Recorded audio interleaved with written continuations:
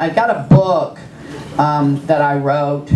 I have a dear friend named Michael Broussard who is in acquisitions at Simon & Schuster, and he has pestered me relentlessly for years to write down all my good dinner party stories. He said, "You're such a wonderful raconteur." I had to look that up. I thought it was maybe a porn star. A raconteur. I'm a storyteller. So anyway, I thought I won that Emmy, you know, for Will and Grace, and I was so honored. I was really honored because, you know, I've been doing situation comedies. Let's face it, I've done every god-awful sitcom known to man. And for me to be able to have won for a show that I think did so much for our community, I was so honored. I've always felt that there are two ways to combat homophobia. One is through humor. I learned that during dodgeball in junior high. And some big redneck would holler, "Smear the queer," and you know, they had that ball the color of dried blood. And I learned you had to tap dance or get creamed, and I really did. I learned early that if I was funny, the bullies would leave me.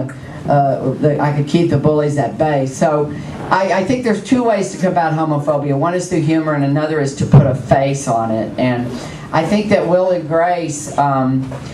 You know, America welcomed these characters into their homes, and we laughed and we loved, and I think a lot of progress was made. And I noticed when I first got on that show, these great big heterosexual guys would come up and they'd go, "You look, oh, you're on that show. My girlfriend watches that. My wife watches." Never would they say, near the end, I'm telling you, construction workers on the street, you know, would holler, "Hey, I love you on that show," you know. And I thought, in some small way, that's progress, and I was really honored to be a part of that. So when my friend asked me would I write a book, I thought, you know, honey, I'm not even on the D list with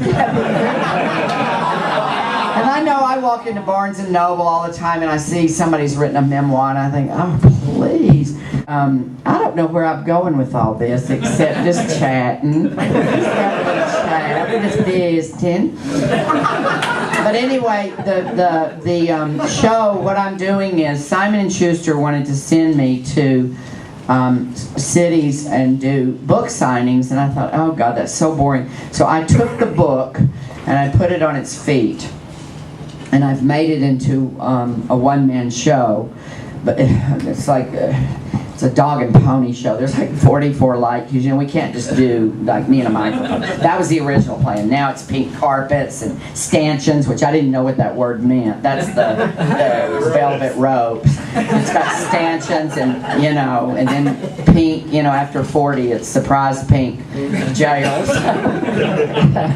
And it's a big deal, but I have to tell you, I'm doing 30 cities. I'm on this huge Loretta Lynn tricked out tour bus.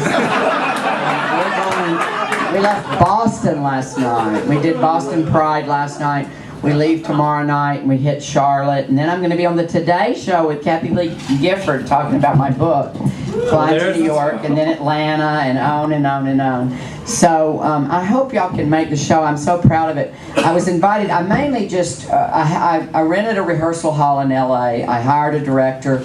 And I would stand up and tell stories from the book, and we thought, okay, well that one works better on paper, this one, and we put together this little show, you know, which I thought was good. I thought I'd done better one-man shows in the past, but I got invited to go to New York and in New York there is the Harvey Milk High School, which is a magnet school. If a kid is teased in school because they're gay, lesbian, bisexual, or transgender, they can go to an all-gay high school. I cannot imagine the drama involved.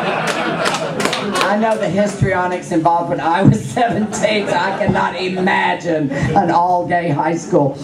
But I went to New York to do a big fundraiser for the Harvey Milk High School, and they wanted me to do my show. So they sold out. It was 500, and I started thinking, you know what? These are like sophisticated theater goers. This is not.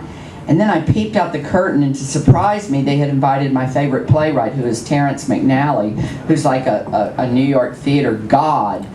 And I freaked out. I said, is that Terrence McNally? They go, yeah, he's going to give you this wonderful community service award. And I said, no, you don't understand. This is not ready to be presented. So there was all this, me locked in. I'm like, I think I have what's called the Marilyn Monroe syndrome. I just love to fall apart, and scream and cry and take pills and carry on.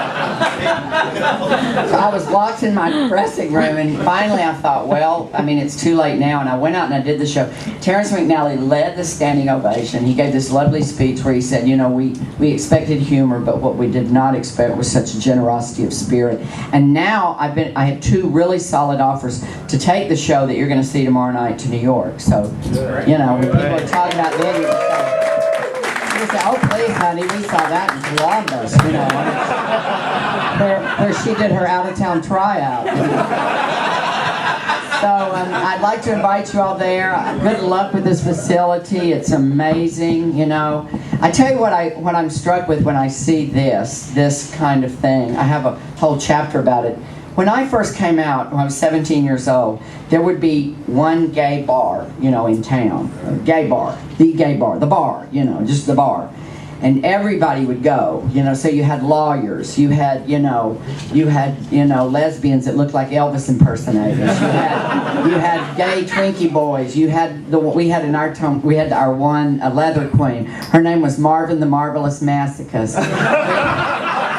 Marvin would come in full regalia. We had one leather queen in Chattanooga, Tennessee. And we would say, well, let's go smack Marvin hello. And Marvin would say, now, girls, don't get romantic. But we had...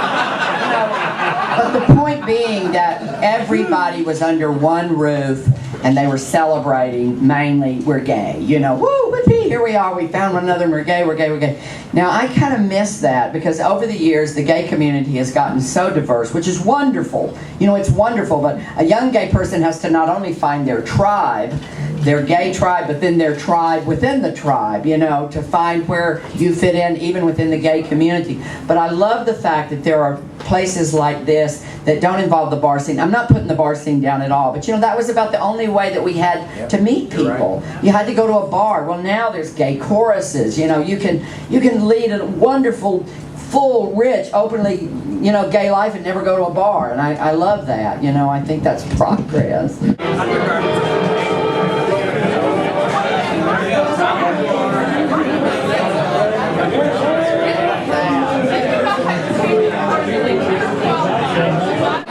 Hey!